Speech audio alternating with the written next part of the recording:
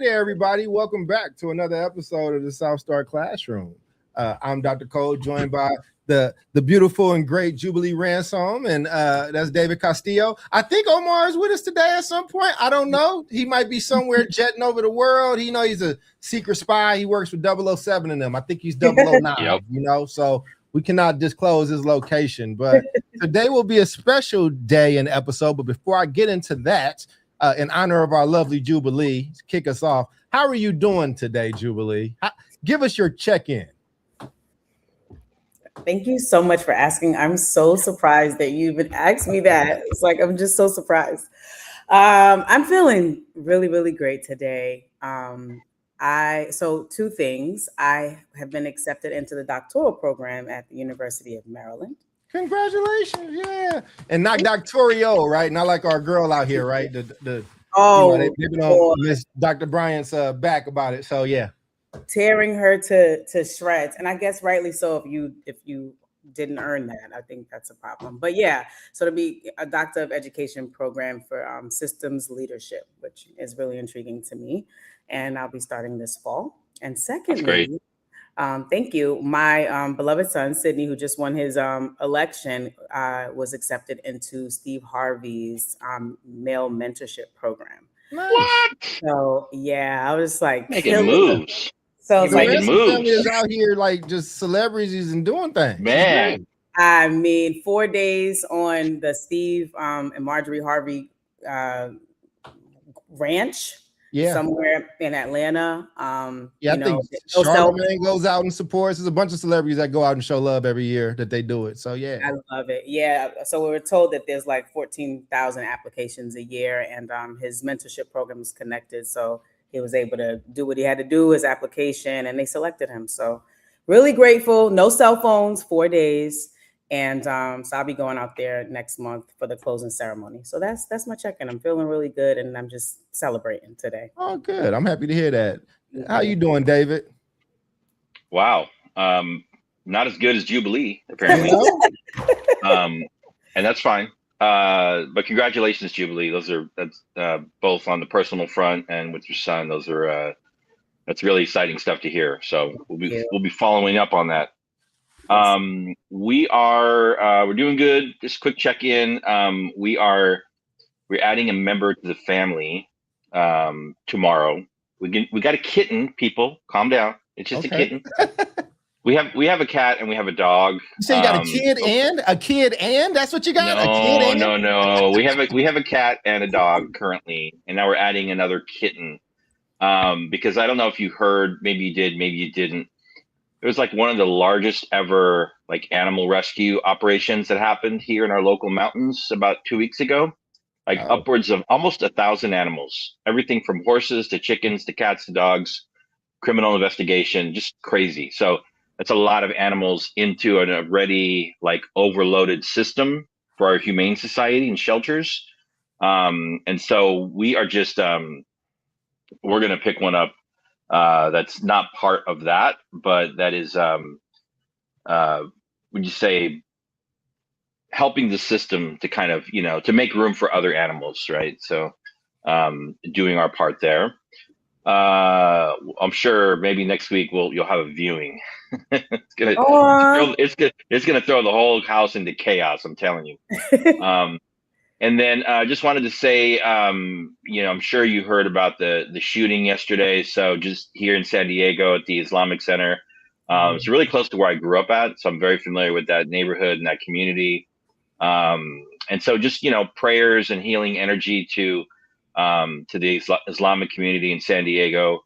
I mean, there were young people were involved. I mean, I don't think any children were shot and killed, but they were evacuated from that school when the shooting happened, and that's like trauma for those little babies. So it's a crazy world that we're living in. It's sad that these places need to have armed guards, but in this instant, the armed guard that was very well respected in the community, he lost his life, but he probably saved possibly dozens of others. So just a sad state of affairs, but just wanted to sending prayers and healing energy to the community.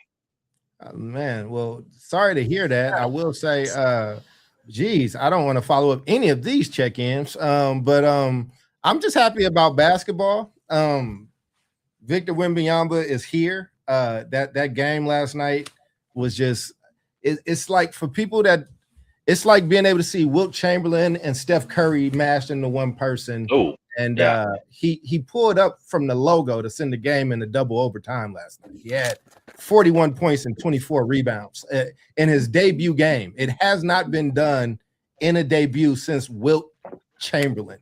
So we're in a new era. I'm a basketball guy. I played ball for a long time at a high level. So I'm excited. I rarely bring hoop stuff here, but and we got Omar. Omar, we just doing really quick check-ins to get to our guests. How you doing, boss? Howdy. Good to see you all. I like you to can skip over me. I'm great. Happy to get into the guest. Okay, well, we got a special guest, and yeah, we do. I'm really, really happy to have her. You know, in today, we get to be in conversation with somebody who decided that if the system wasn't going to come to the community, then the community was going to build its own solution. This woman is a really dear friend of mine. We actually are very close. I don't like a lot of people. I love this woman. She loves me. We give each other a hard time, but in real life, she's been there for me when I needed her and vice versa. I'm just very proud of her. I have a beautiful intro and everything here, but you know, F this intro. I know her for real. Let me run down some of her stats though. You know, she's a Philly native. She will remind you that of a few times. She's a founding member of Educational Opportunities for Family. She's a former KIP board member, and she's a grandmother of 7 who turned that title into a movement. She is the founder of Grandmas for Literacy, which is a coalition working at the intersection of intergenerational relationships, cultural identity, and early childhood reading. I remember doing some research about the importance of intergenerational relationships and how they can be transformative. Ladies and gentlemen, the one and only, my friend and yours, Miss Mama Toya Gigi Algarin. How you doing, Toya? Fine. How are you?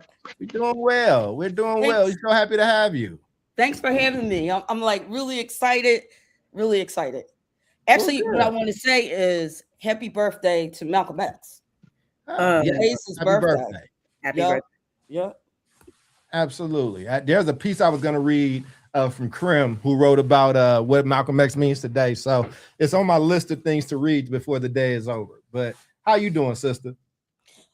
I'm doing good. I had a long day today, starting out at the polls. Okay. And I was, out there for Chris Johnson. Hopefully he'll win. He's running for the congressional seat in the 200th district. Nice. So I was out there, and then I went to a workshop for nonprofit leaders, and I'm here. We love having you here. So thank you for being here with us. You look beautiful. The glasses look great. And I'm very honored to be able to do this with somebody I admire and a really good friend. So I got you. I want to jump right in though, right? Because you run this incredible organization called Grandmas for Literacy. And the first question that just kind of kicks us off is, why grandmothers? Like, why do they bring, what do they bring to this literacy work and getting kids to read that the system doesn't? Well, if you read like articles that I've written and stuff about me, I always start with, it started in 1929 when my mother was born, right? She was born in 1929. She never graduated from high school. However, she became the judge of elections, right? So despite her not graduating, she always was my strength, right? And she actually raised my kids while I worked and did my career. So fast forward to now, okay, I'm help raising my kids' kids. You know what I mean? So grandmothers, they are natural leaders in our community, despite what others think, for one, okay? And I feel like I'm walking in my purpose. Because I am a grandmother. Because for a while, we were the aunties, the 3 woke aunties. But now that I have 8 grandkids, 8, right? I have 3 kids. A lot of grandkids. Huh? It's a lot of grandkids. Continue. Yeah. I know everybody's like, there's a lot of grandkids, but I love them all. You know, so and grandmothers, they do a lot with, when you think about a grandmother, first thing that comes to your face is a smile, right? Mhm. You know, you get that laughter, you feel good inside, you feel that warmth. And I find that, like, now that I work in a school and I'm working with kids, with children, it's like, it's an effect. It's the grandmother effect, being in that classroom or being in that school. You can catch me in the mornings. I'll be at Wawa buying my coffee and getting some lunches. Mhm. You know, I'm walking in, I'm parking my car. The boys who are like, hear the bell and don't come, I'm out there throwing the football with them. You know what I mean? So it's yeah, I'm walking in my purpose. And grandmothers historically raised the children while you know, the parents worked, and that's what we do. The other thing about being a grandmother, I could keep going, right? But the other thing about being a grandmother is we are the bearers of our culture. We're the bearers of our family. We're the ones that know the history. That's what's up. Mm-hmm. Well, team, jump on in, man. Let's start with Jube, because y'all was bonding and all that good stuff backstage. So I'm so I gotta throw it to happy ladies that first. you're here. Yay! Yeah. I don't know. I think this episode is gonna make me cry. You know, it doesn't take much because It don't, not at all. It doesn't take much, but it don't. But everything don't make me cry. Thank you very much, Charles. Cry me a river. Oh my good, cry me a river. Cry my ass a river. Oh my You God! cursing already? You're cursing already? Always. I'm like, I don't speak normally.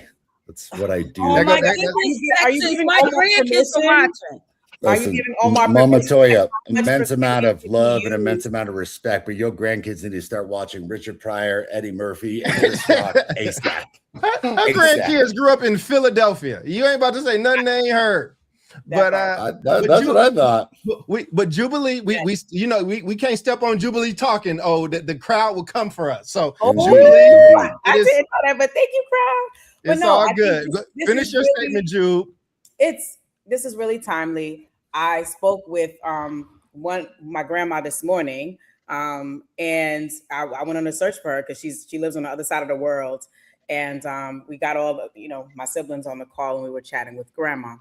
And my brother said to her, I was thinking that we could have one of your great grands interview you so you can talk to us about the history and we can get that recorded, And she starts to reflect. And so what you just said about like grandmothers being the bearers of culture, passing down tradition, like that is key. And when I think about my grandmother who passed on, my mother's mother, yes, we were home with her. She was teaching us how to multiply, how to find scriptures in the Bible, right? How to observe Good Friday and how it should be a solemn, holy day, right? How to cross the street. And, so that's what makes me a little, emotional about it, because it's a powerful, powerful role. And I think about my mom and my bonus mom and how they step in for my children. So it is really a powerful and pivotal role if you're blessed to have a grandmother still alive. So that's dope, man. David, I know, your thoughts on why grandmothers and just what Miss Toya said. We'll dive into the how in the next question, but just of this grandparents kind of leading this thing, teaching their community how to read. Like, what is that doing for you as a, you're David. You led schools. I mean, my grandmothers. I mean, they helped to raise me. My mother helped to raise our children. And just like last weekend, I was with my sister who's helping to raise, her daughter's children. It's like this. I've seen 3 generations of it. I was part of one, and then my generation, and now the next generation. So, to identify grandmothers, to put them in a central role of, not just teaching all the things that they already naturally teach, but like to be at the center of like literacy and storytelling. I mean, I don't want to say it's a no-brainer, but I'm really excited to hear more about what it actually looks like. Okay. All right. And before, I'm calling on you, I can't see you, but I wanted to make sure you good and still with us. Any, what's your thoughts on this, man? So without going too far and I'm going to use my mother as a better example. I didn't know my father's mother. She passed away before I was born, and I heard she was quite exceptional and funny and tiny and drove a car, and she was so small and independent, but when she drove a car, like you couldn't see her head, so it looked like the invisible person driving the car. I think about my mom, because my mom got to be a grandmother, is still a grandmother for my niece, and that was my first, I think, real in-depth look into what I believe a grandmother should be. And I thought that it hinged on three pivotal components. One, I think, is culturally, and Jubilee referenced it earlier, these are the purveyors of our culture. And that's insanely important. And, you know, whether it's Mexican culture, Lebanese culture, or Black culture, which I think is it should be a course taught to everybody, is the beauty of Black culture, is these are the purveyors who carry these things on so that younger generations understand the shoulders that they're standing on, the lessons that were learned, conditions that we all had to go through in order for them to understand, okay, I'm picking up this baton, this mantle, and I'm carrying it forward. You know, I've had to do that for a lot of kids, sadly, because I don't think that they know where they come from. I was like, do you have an understanding of what people went through in order for you to sit in a classroom, in an air-conditioned classroom, and read? Any idea what people before you had to go through? And I've had to educate them at our school, and I was just like, damn, man, where's your grandparents? And sadly, like, a lot of them either had passed away, didn't share those lessons. I mean, that's the importance of the grandparent, is just how unbelievably contingent they are on creating that fabric. Two, I think that grandparents, I don't particularly like how United States views the elderly. In Spain, in Japan, in Italy, in South America, dude, the elders are held in ludicrous respect. Mm-hmm. It's the elders, dude. They have the knowledge. They're Yoda. That's the respect that they've got, man. And that's what I think of these elders. I look at Mama Toya, and I see, like, you know, not for appearance sakes, but in brilliance sakes, Yoda. Like, that's the brain, that's the knowledge, that's the force. Like, when they talk, you listen, because they have something extraordinarily wise to say. And the thing that kills me about the States is like, Jan, man, read Plato. Like, read Aristotle. All they ever talk about are the elders and how they're the purveyors of wisdom. So I think that the grandparents carry a level of wisdom and experience that even I don't have. Like, if she talks, I'm listening. In fact, I'm talking too much damn right now. You know what I'm saying? But I think the third is really about it's an extraordinarily important maternal figurehead. Because you're right, like, my niece has spent this immeasurable amount of time with my mom, her grandmother.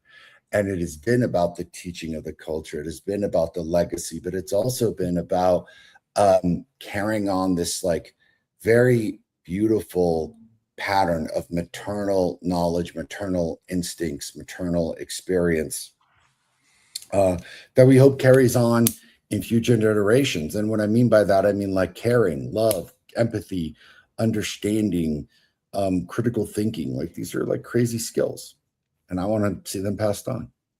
Yeah. Well, So, as we go to the next question, I think, you know, Toya and I we've bonded over this before. I think she knows how close I was with my grandmother. I lost all my grandparents very young, but I was raised with my grandmother until she passed away. And I love the Lord because of my grandmother. My grandmother is my favorite person in the world, by far, a mile. I love my parents, but you're not catching those boots. It's just never gonna happen. And we would sit there and she'd watch Golden. I could rock with Golden Girls and Mama's Family. I couldn't do Days of Our Lives and shit. I couldn't do that. But Golden Girls, I know every episode because of Ozetta Hooper. And she'd sit there and she would crochet, which this person seems to have something in common with. So what Yeah. I'd like for you to do, Miss Toya, Good for is the mind. but walk us through what actually happens in your sessions, and how does crocheting even fit into any of this story? And I'll sit out on this one because again, I had one of those grandmothers who would sit there and make beanies and sweat. Most of the time I didn't know what she was crocheting. It just was, she was just doing it. She just started and wherever she finished. So Toya, talk us through this. What happens in y'all sessions? How do you train these grannies, and how do y'all incorporate this crocheting thing? Okay, so first of all, we're not grannies. We're gorgeous grandmas. Okay, grandmas. What's wrong with granny? That's regional. I say granny affectionately. There's so much there. Okay, so first of all, I'll say grandma, but I said it with love. All right, go ahead. That's fine. I really don't care because I'm walking in my purpose, and I know. But I'd rather be gorgeous. I gotta be gorgeous because I'm not one of those grandmas with the grannies bun. Can't be gorgeous. My granny was a granny and gorgeous as hell. What we doing? Yeah. You know what? It's a hot topic. It's a hot topic. What about one grandma and Golden Girls like? They got Constantly? grandma, they got Gigi, they got she wasn't even the oldest person. She wasn't even the oldest in the cast, right? Man, she was younger than B. Arthur. She was living anyway. in her Sorry, purpose, random stuff. Go ahead, Toya. We're gonna interrupt you a few times. It's in love. Okay, I'm gonna start off with the crochet portion, right? First of all, this is just one pilot of what Grandmothers for Literacy does. Just one thing, one program. But way back, my son was hit by a car, right? And it was like, I was getting this one right. This is the one I was like getting right, like literally from the beginning, using my agency. We were at KIP, blah, blah, blah. First day, 10th grade, while he was, I have to tell the story, so funny. While he was going to school, he was hit by a car. Yeah, we lived down the street from like one of those highfalutin high schools that's a special MIT school. And that school's in a 99% Black neighborhood and has less than 10% of the Black children attending it. One of those. Right? But anyway, so when he was hit, we spent a considerable amount of time in the hospital. So to get through the trauma, I started crocheting. Right. And then I was like, wow. And what's so funny? Check it out. When it came to my idea to my head, maybe I should crochet with kids in schools. Right. So the first person I go to is Sharif El-Mekki. I'm like, yo, Sharif, what do you think about this idea? Like, crocheting with kids in schools, bringing it's like trauma relief, and he was like, oh, you start Monday. Okay. You start Monday. So yeah. That was in 2017. So it's almost been 10 years. Oh, wow. Right. It's almost been 10 years since I've been running, after school program. And I've watched girls and boys blossom. Right. So when you look at my program now, I took it up another 10 notches. What we do is first we go into a room, and it's middle school, and we go in, turn the lights off. We do some mindfulness so they can get into the moment. And then we start crocheting and learning a lesson. Right. So at this point, and I have another partner that works for me. She owns her own, she's a scientist at this, right? And she owns her own yarn store. It's called Love to Knit and More.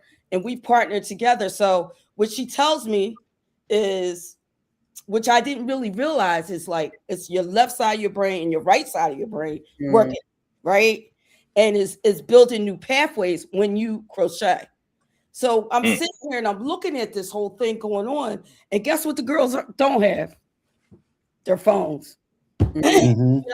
So I work with them for 95 minutes. So the first 45 minutes, we're crocheting, we're learning a new lesson and all that good stuff. The second portion, what we do is we read out loud, right? So these kids are in 4th, 5th, 6th, sometimes 7th, right? And we're reading all these books. And when they're reading and crocheting, it's almost like blending, all that kind of stuff. It's the same thing, like the rhythm. But when you're reading out loud, Of course, I'm, the teacher. I'm sitting back. I'm like the teacher, and I'm asking questions the whole time, right? I pick out some vocabulary words, so we get vocabulary. We're getting background knowledge. We're getting critical thinking skills, right? And comprehension. It's a thing, y'all. It's a thing. And sometimes the girls love it, sometimes they don't. But guess what they're going to do, right? And the thing about it is, like, in that class we have our one of our goals or one of our values is each one teach one. So we have struggling readers reading with not, with great readers. I remember I had this one girl, right? She was amazing. All you did was see her with a book. Amazing to me is reading a book all the time, right? So she's reading a book all the time. She came into my class and she's not really sociable, but she's a reader, right? Then I got all my sociable girls who don't read. And the way we like just grooved, with being able to help each other get through a paragraph or get through a page or whatever. It was great. And at the end of that program, she was more sociable because she didn't want to read out loud. And I'm like, what do you mean? You're the best reader here. You don't even want to walk around with a book, But she was not going to read out loud. And then she finally did it. And when I told her mom was like, oh my God, she read out loud in front of everybody. I was like, yes. You know what I mean? And then you got the better readers struggling through a word, trying to, we're helping them through the word and the vocabulary and what that word means. But another part of what I do is a lot of times we're reading banned books. That's cool. You know what I mean? We everybody knows who Rosa Parks is, but do they know who Claudette Colvin is? You know what I'm saying? So, yeah, some politics, just to see how they, not to frame their mind, to tell them the true history. You know what I mean? So yeah, it's a thing, guys. I'm so excited. Incredible. And right now, if you look at the science of reading and that whole thing that's going on, kids are blending. Kids are able to read the words, but they're not comprehending. That's the next thing. They're not like in that moment. So you can read a word, but do you know what it said? Do you know what it means? Yep. And then what's the difference between a pail and a bucket? You know what I mean? So, and I'm learning with them. That's the one thing that I do all the time is like, I learn with them. Gigi don't know that word either. We want to go on YouTube and see how it's pronounced. However, just to let you know, you talk about that grandmother effect.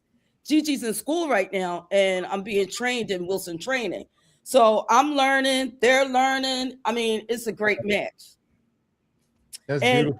And Cole, I don't know if you want me to be quiet or not, but the one thing you're the guest. You talk as much as you want. Yep. You're good. Yep. Okay, so you were talking about before. So this is your plug, Cole. Dr. Oakland. Okay. This is your plug, Oakland. Okay. Yes, ma'am. All right. So when I watched the 8 Black Hands for so long, you guys always had those darn quotes. I was like, I got to quote something. I want y'all to know that Cole put like a match underneath me, got me all fired up. And then he trained me. And one thing, my go-to is your interviews with Dr. Fuller. Okay, you know what I'm saying? Like literally. And that intergenerational, that one episode I must have saw 1,000 times, right? Because I listened to how, that relationship goes together. And that's how I form the values that are in my Grandmothers for Literacy. That intergenerational love, like Dr. Fuller says, I got the wisdom. Yup, I might have tried it, but you guys got the new tools. And I add on, y'all can do it a lot faster than Gigi. Thank God for AI. Okay.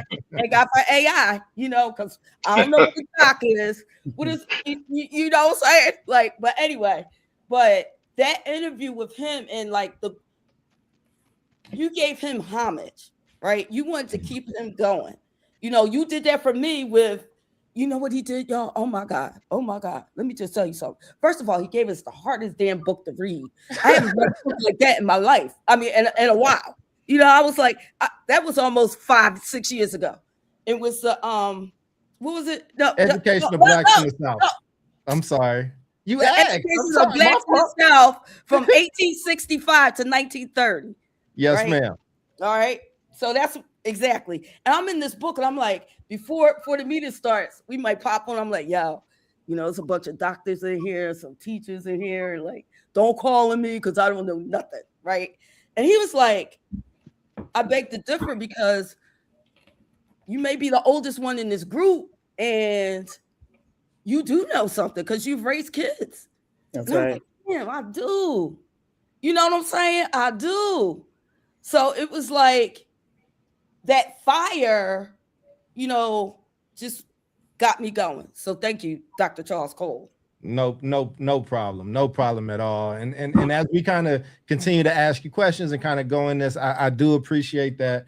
But I think the way that even you talked about embracing AI just now or utilizing tools, like, you know, I think the fact that you wanted to do this thing is so inspirational to people that might be sitting at home talking about what they would do or how somebody else does it. And then you actually had the courage to go do it. And now you have a full organization and there seems to be a lot of support. So if you guys are supportive of her, please drop these likes, get us some hearts, share this so people can see her conversation and ask her the questions. So if you want to know if they want a grandma's for literacy in their area, what has to happen or how they do it, put that in the chat. But let me open it up to the group. You know, Mama Toya just said a bunch. I just wanted to, I'm not going to call on you all like a panel. People jump in. No, I got a question, man. So I always think about research and comparison groups. Like you've got something really killer going on here, right? Like you're breaking kids out of shells, you're getting kids literate, you're teaching, I think, really cool communication skills, even just through the crocheting, right? Like it's not only a neurological thing, but like people talking. It's like, it's a really cool activity to do, especially for someone like ADHD me, who's like, oh, this gives me something to occupy so that I can listen more intently. Have you thought about running a little bit of a, like just an experiment, a control group, being like, hey, let me look at these, 12 kids who are of this age, and let me look at similar kids, similar grades, similar trajectory, similar everything that are in 7th grade, and run in like kind of a 3-year and be like, what are their scores like after 3 years? What are their skill sets like after 3 years? What are their people skills like after 3 years? Because like it wouldn't take much for Doc, David Jubilee and I to run a quick interview with someone within the group and someone outside of the group and be like, okay, how are your communication skills? How are you able to speak to an adult who's a bit of a stranger with very little prompting, given what you've done, and given, I think, what, the control group would be someone who didn't receive what you were doing. Have you thought about that? Have you even just done maybe even like what's it called, like anecdotal evidence? Like if you looked at like your kids compared to maybe some other kids and be like, oh damn, like I think my kids are doing this better than this other group. Okay, I can answer now. I mean, hell yeah. God dang, dude. Yes, ma'am. Okay. She said you gave a compound question. That's what she's saying. Go ahead. I know, right? Okay. That sounds really great. And we'll get right on that. And you guys can help me develop it. And we'll start in September. Okay. Okay. However, no, literally, I mean, because my next goal is to gather data, right? Mm-hmm. So we could like get more money. Yeah, of course we need data, right? So the other thing with that is I do have testimonies from teachers. That's awesome. It's oh wow, she's answering more questions in class. I get that feedback all the time. You know what I mean? I got a testimony. All right, so not only do I crochet with kids in classes, I also tutor kids, right? in classrooms, right? And through this Wilson training, I had to get a practicum student, you know. Mm-hmm. And the funniest thing is getting a practicum student for Wilson is the hardest thing because they got to fall just right because you got to get through the practicum, you know. And of course, when you go to a teacher and said, I need somebody who's struggling with reader, they might give you 10 people, right? So it's no shorthand of that, right? But anyway, so I ran into, you know, one of my kids that was struggling really bad, who, you know, high frequency words he didn't know and blah, blah, blah, stuff like that, right? And if you I look at Dr. Fuller all the time, I'm going back to him. I got to, right? I'm gonna go to what he says. He says only an idiot would think that if a child goes to school and he's coming from trauma, that wouldn't affect the way he learns when he's in school, right? Mm-hmm. Only a child, you know, those children can't learn if they're hungry. Those children can't learn if they're coming from the lights being out, you know, at home. Those children can't learn if dad and mom were fighting last night. Those children can't learn if they don't have like clean shoes. We're not talking about, I'm not bashing parents at all. I'm talking about real life shit. Excuse me. See now, Texas, damn. Wow, it's rubbing off.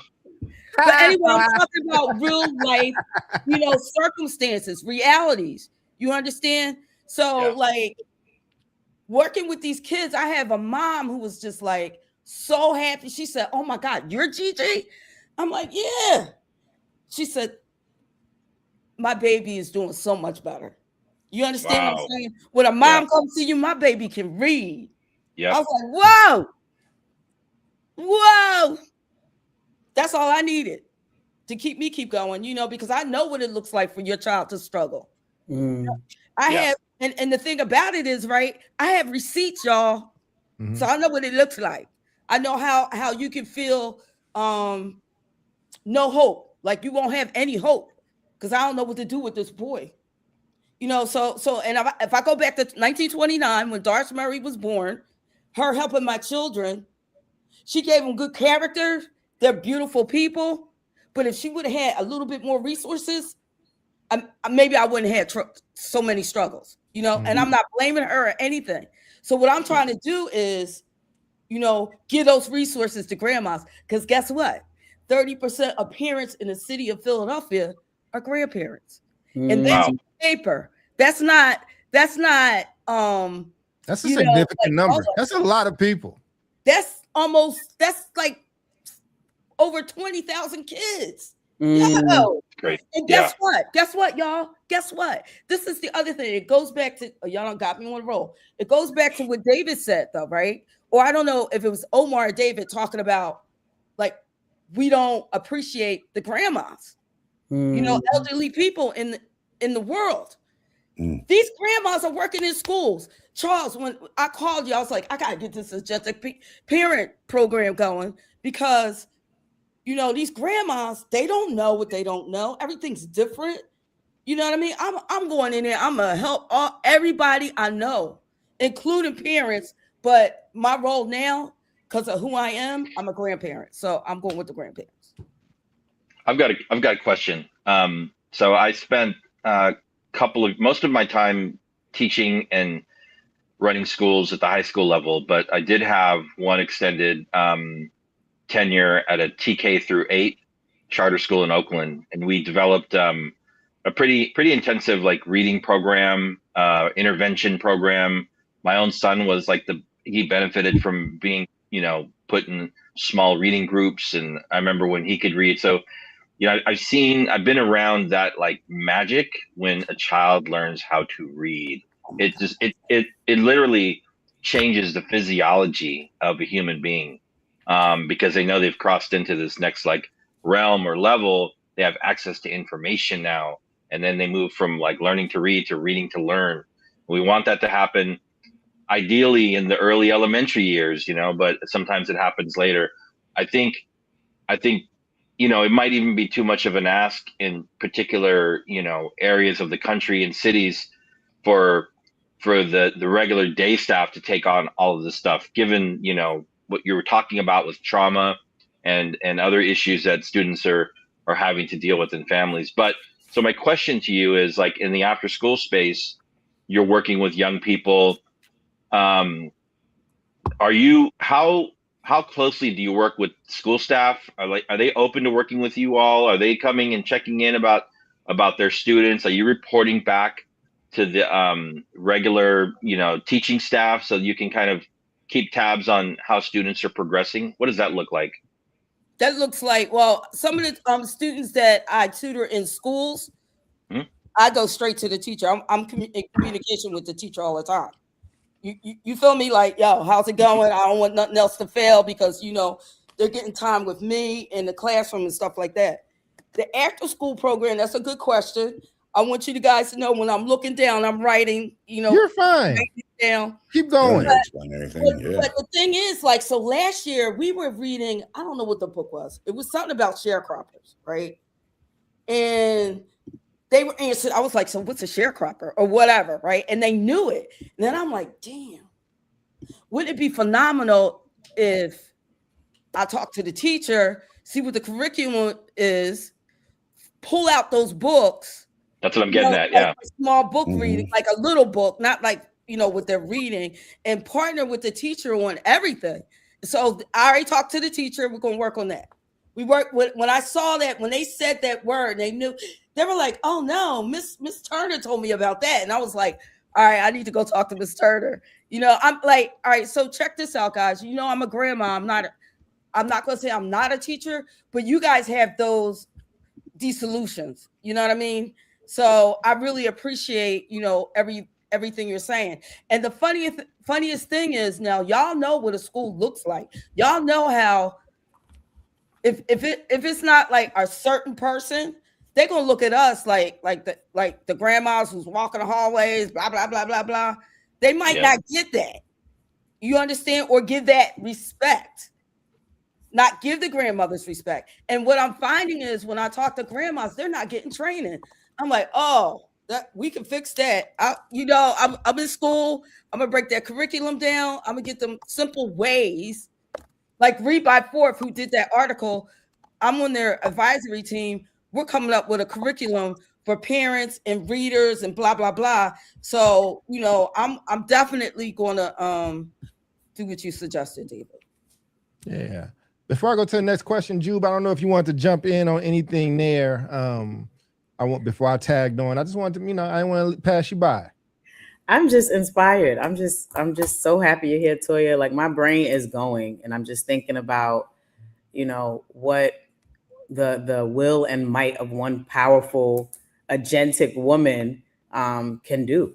You know what I mean? And that it reminds me that it's not that hard to incite change or to start creating a movement that is helpful for our children. So it makes me think about the systems around our country and why they are failing. It's like you said, you're getting Wilson training. It's like, do you know that our young people that are in college now don't?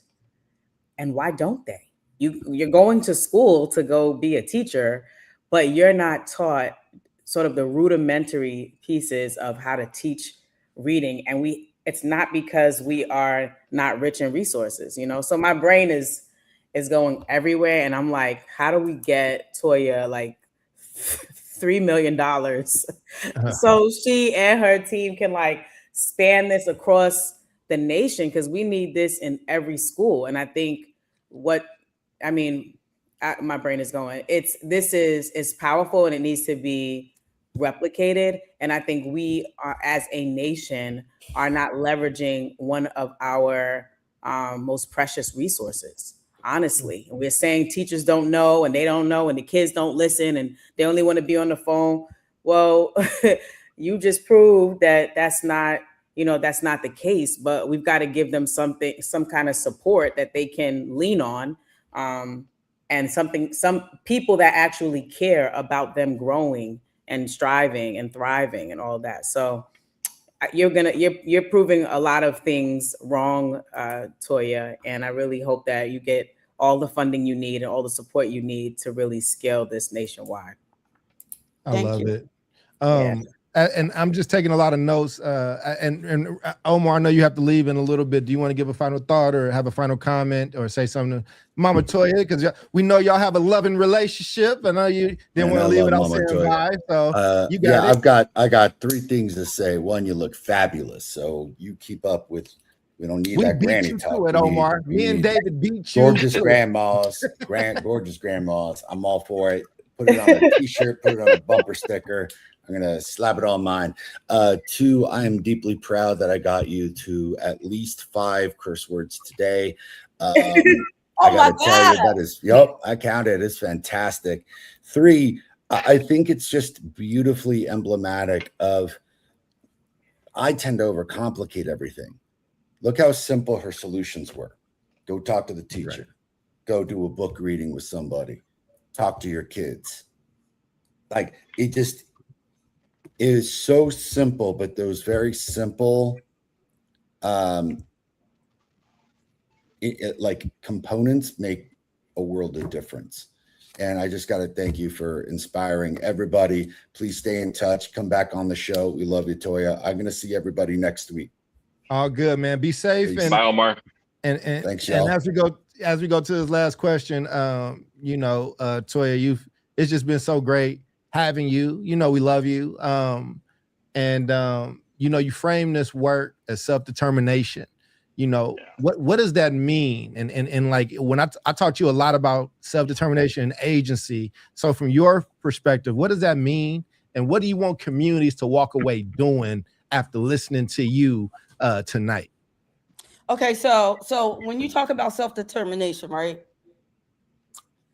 I've been in this game because my oldest is 35, right? I've been to Harrisburg, I've been to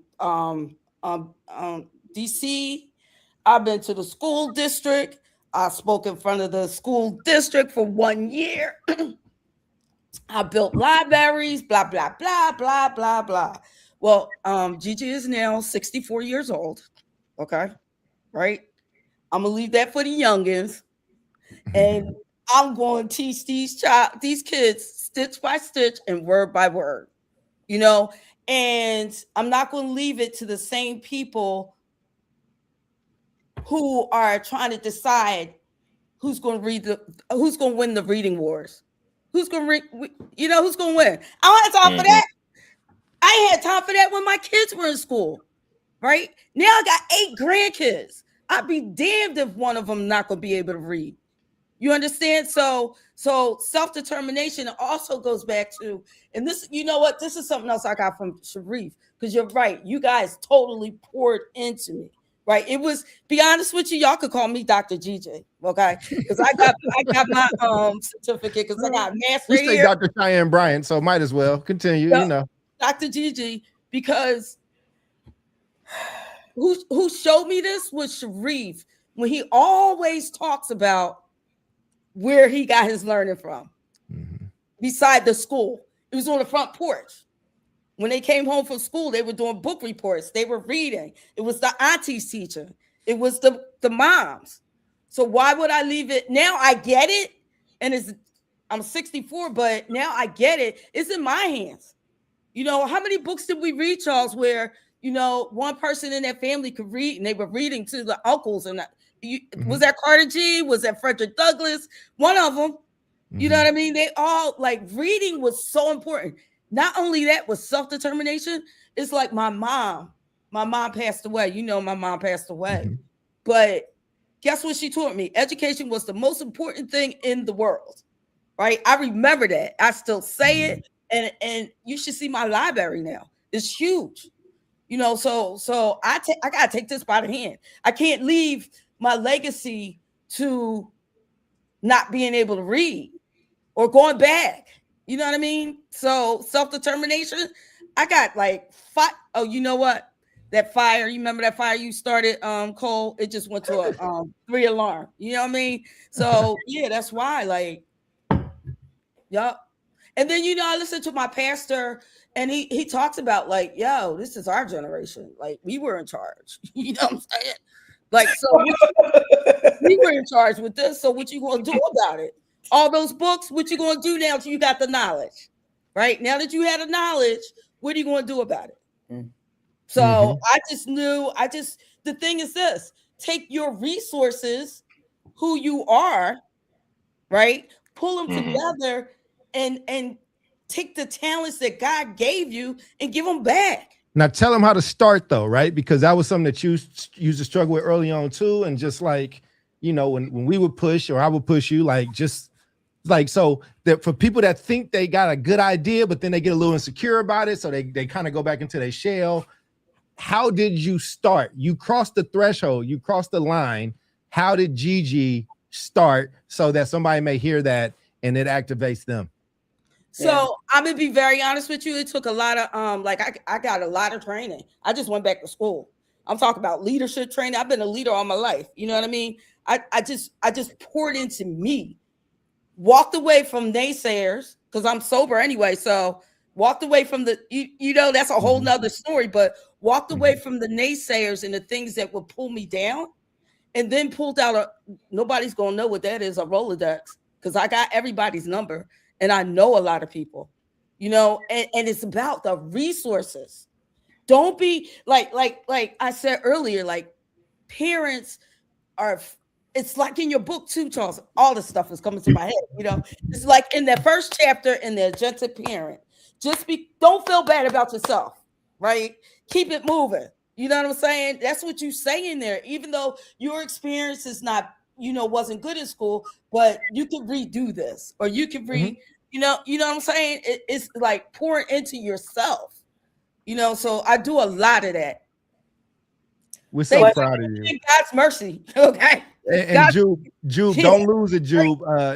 You're coming in right after this, but I got to push her on this. How can people that's listening support you or find you, whatever, promote so people can support? There might be somebody with a check out there for you. So how do they get to you? How do they support you? Okay. All right. So Gigi is always so busy doing the work that she still has opportunity. All right.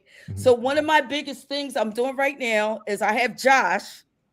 He's going to put me together for social media. So y'all don't know, Josh does a lot of behind the scenes stuff. It's Chris Stewart's son. He's really good with technology. Continue. He's a very smart young man. Continue. Oh, he's going to be brilliant. I got you. He's about to build me out. You can find me on LinkedIn under Toya Algarin and just inbox me. That's what I'll say for now. Okay. You know what I mean? Toya Algarin. But if you look for grandmothers for literacy, it's a 4. It's not FOUR at all. Okay. That's a whole nother grandma's doing the work, which is fine with me. I don't care if they have 1,000. Oh, there's another okay. There's other ones with similar names. Okay. Yeah. Cool. Go ahead and jump in, Jube, and let's start thinking about our final thoughts and things as well. Yeah, I'll ask my question and go into my final thought. But so for the grandma, the granny, the meemaw, the mimi, what all the other, such a hot topic with what to be called, grandma, who feels like they are carrying just a lot of weight, or my time is over, I done raised my kids, I done did what I had to do.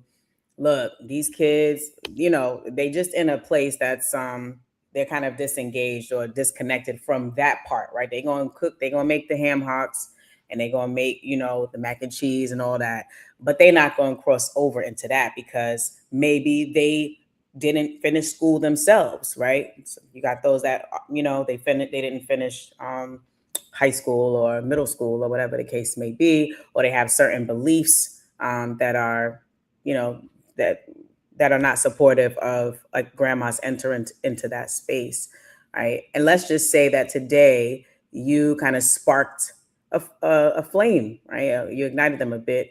Where should a person like that or a grandma like that begin this journey? What is one thing you would advise or recommend that they do like tomorrow? Find somebody like Charles. Find somebody find Charles. Everyone. Find Charles. Oh, Lord. Five, five, five, five, five. All right. No. Check this out though. That's one, because I'm gonna take what I got from there was Charles believed in me. Gotcha. Charles believed in my power, Mhm. right? So have somebody believe in your power. The person who really got me started, her name is Lindsay, and she worked with the Grandmother Collective. I thought I was done. I'm not gonna lie. It was, but she sat and talked to me. She's like, you know, where I met her was on the playground, and I was like, yo, Lindsay, you know, you're listen to this. Your daughter listens to me, right? She said, why? I said, because I'm a grandma. And you know what she said? She said, oh, I just happen to run the Grandmother Collective, and we're a nonprofit that highlights grandmothers doing social work, social justice work, right? Mhm. So you can find community, find like-minded community, and don't ever think that it's over. Like I did when my mom died, I was done. You know what I mean? I'm like, oh my God, I'm next, blah, blah, blah. My sister's 82, my brother's 80. But I looked at my brother when he was my age. Both of them still look good, first of all. Second of all, you know, they laid back now, but they weren't, and when they were my age, they were still doing the work. They still had junk left in the trunk. You know what I mean? I still got things to say. In fact, just to let you know, and if you find me on Facebook and Instagram, I'm about to do a campaign that grandmothers have something to say. You know what I'm saying? So yeah, just believe in yourself. It's not over. That's lovely. Did you have your final thought in there, Jube, or? Yeah, let's keep going, and thank you for giving us something else to believe in. That it's always taken a village. You know, I think perhaps we have underestimated, you know, who should be in that village on this side, right? Not just as caretakers and babysitters, but as educators and as leaders and as those that are conversing and involved in this forum that is education. So thank you for all you do. I can't wait to find out new ways that I'm able to support you and spread your message and information about your organization and your work. I'm excited for you, and thanks for being on the show today. Yeah. And David, same to you. You know, even lessons that you might have heard and all that good stuff, brother. But you know, your reactions and rolling your final thoughts. Definitely. Thank you. I'm going to leave this comment up real quick. Got you. I think this is a very powerful comment. Volunteer in school. Start small. You know, whatever that looks like. It might be volunteering to support a club, volunteering with your kids' teachers to read in the classroom, or to do, I mean, to work lunch or whatever it is. It's like you got to get your foot in the door, and I totally understand. Sometimes that can be difficult because sometimes schools are not like so easy to like make it for us to be able to volunteer. But like with persistence, once you get your foot in the door, I think you'll find most people is that more opportunity will come, right? More volunteer opportunities, and all of a sudden you become part of the fabric of the school, and you become, you know, a known entity, and then things start to unravel or happen from there. So I wanted to shout out that comment. I think going back to the discussion around self-determination, I think of, I don't know if it was you, Charles, or if it was Howard Fuller, but some kind of quote about like we're on our own, right? The Superman's not coming, the Calvary's not coming, and that's fine because we are here, right? We're here, we're in communities, we have grandmothers, we have parents, we have community members, we have elders with so much knowledge, right?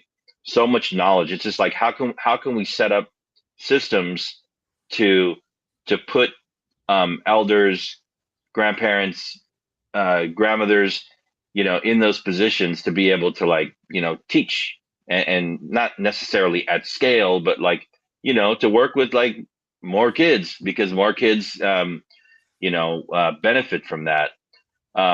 You know, the solutions are not going to come from some outside entity. We have the solutions in our own community. What we do need, you know, is like funding to support our initiatives that we create. That's for real. This all reminds me of a initiative that I'm part of right now in San Diego, to redesign spaces for play in low-income areas of San Diego City, Southeast San Diego. And we just like redesigned a park here in Southeast San Diego and had a kickoff on Saturday. And it was brilliant. It was all local community members that had been living generationally around this particular park, Willie Henderson Park. But it was fully done by the community, for sure. Needed outside money, outside funding. That's just the reality of the world that we're living in. But the knowledge, the passion, the care is in the community. That's where it starts. So thank you so much for joining our show today. Super inspirational. Yeah, and before I go, like you want to respond, Toya, and you can add in your final thoughts as well. Then I'll close us out with mine if you like. I just want to say thank you and a few things. Like, as a grandmother, getting into school's not hard if you bring apples or you bring oranges, bring baked bread, okay? Like baked bread, whatever. You do that at the beginning of school, the middle, you can get in as a grandmother. Also, right? Even if you cannot read, your presence alone, yes, in that school, first of all, the climate control, the people who do the climate and all that, they're good at it. I love them. I couldn't do it without them. But when grandma walks in there and gives them lollipops out daily, I'm the one who can turn around and say, boy, get over here and pull them damn pants up. Or I can't say damn, I'm sorry. I don't say that in school. Keep going. And I need this dog to stop taking over Jubilee Square, but continue. I'm just saying, like, with this dog. Yeah, I know, right? I'm just saying, like, I was looking for my cat when I saw that dog. This dog kicking her ass. Continue. I'm just saying, like it's a thing. Your presence is a thing, and I feel, I'll be very honest with you. I feel really good to be that thing, and as much pleasure as that mom got when she said, my baby's reading, I got, because I had a purpose. He gives me a purpose as well. My kids moved out, they got their own lives, blah, blah, blah. I'm happy they're gone, Lord Jesus. However, it can be very lonely at times. When you see him holidays, maybe only holidays, but pouring, and then again, tell these parents, like, some of the mistakes that you made, you can write them. You know what I'm saying? I tell those parents all the time, I'm like, yo, I did this really right and really wrong. You wrong with this one. You know what I mean? Or you right with this one. You did a good job. Both of it. Parents need that. I mean, yeah, just being in that school, it's a thing. It's a thing. I got you. Well, yeah, and my final thought is this. Okay. In the words of Chris Stewart, the revolution will be literate. Amen. There you go. There you go. I will let Chris know that you gave him that quote. I learned a lot. We learned a lot talking to you. I'm gonna just some notes that I took. One, pull on the wisdom of elders, both the grandmothers and the grandfathers, and let them be them. Like, how dope would it be if you let some grandmothers, be in charge of the cultural exchange week that sometimes they do. If you think about a super dope Mexican grandmother, Italian grandmother, and a black grandmother, and they do a different quiz. I mean, come on, man. Like and also some of these grandparents, like wood shop is something that's been sorely missing, knowing how to build things. Like, I think when you look at it on paper, it's like, oh, crocheting, but you don't know what crocheting opens up. I remember being a kid, and this old white lady came into the school with all these black kids, and she loved line dancing, and we laughed, and by the time she was done that semester, them kids loved line dancing. Like, they were just, and then the black kids learned about Chicago and step in and that culture. And like, they was looking for places to go do that line dancing. The other thing, Toya, on a personal note, I love you. I'm not close to everybody. It's two women that I give this type of access and that I just love. That's Sarah Carpenter of Memphis Lift, and that's you. And I think that, you've shown me nothing but love and gratitude and pushed me where I need to be pushed. And, hopefully I've been as good of a friend to you. I don't know if everybody else can't go out and I don't tell no. I say no to everything else. But I will say, this is beautiful what you did. And I think when people are not focused on the money and what it's going to cost, and just there are just certain things that you do, I do think resources can have a way of finding you. I truly do. And I hope you continue to do it. I hope that you're not trying to be perfect when you do it. I thought what Omar said was actually really beautiful, but it pointed out something for us. You do what you do, and you let people like a Omar or me come in and do all that fancy stuff. Like I would happily write you up a process for, oral histories to capture what it is that you all are doing. It's not very difficult for me, and you don't need to learn how to do that. You just need to do what nobody else can do, which is what you're doing. And also Jubilee, Omar, and David, I just think, I think the level of respect that y'all garner in the community and your answers, especially you, David, as somebody that led a school and just been like, hey, let me slow y'all down, volunteer and read a book, come in and do this. Marissa, shout out to Marissa. That's the homie as well. She said, if you undocumented, it might be a little more difficult. I hear that. There's other ways. If we doing something at the church, the church ain't asking for, what I'm saying? Take this stuff outside the school building. But Gigi, you are where you are because God put you there. You deserve to be there. And I think that's the biggest thing we had to get over was feeling worthy. And I'm just saying for the people that live there, that's living this and watching this and confused, if you can do something, and we're glad that we have an example of you. I'm sure I speak for everybody when I say we love you and you are welcome back. And Bill did a great job last week. You did a great job this week. We're going to keep the guests coming. So if you're somebody that's watching and interested, please reach out and we will make sure you're taken care of and we'll get you in here. You are dying to say something. So go ahead, Toya, and I will close after you finish this. This is called elder privilege, everybody. And when you get there, use it. Continue, love. The funniest thing is one of my board members was like, ask for donations. That's You right. have to do that when you run an organization. And make sure it's food. Yes. Because I spend a lot of money on food. I spend a lot of money on food. But yeah. Where's the link to donate? Just send me inbox me on LinkedIn. LinkedIn. Thank you so much. It'll come to me. That's why I say now, because I'm getting to that age. It'll come to me. LinkedIn. Yeah. Just inbox me and I'll send it out. It's all good, man. And since we called on Sharif's name a lot, one of the things Sharif will end shows with, and David also says as well, you can always look at a village or a town. And the question would be, how are the elders and how are the children? And so how we take care of our elders is a huge reflection of our values and our systems.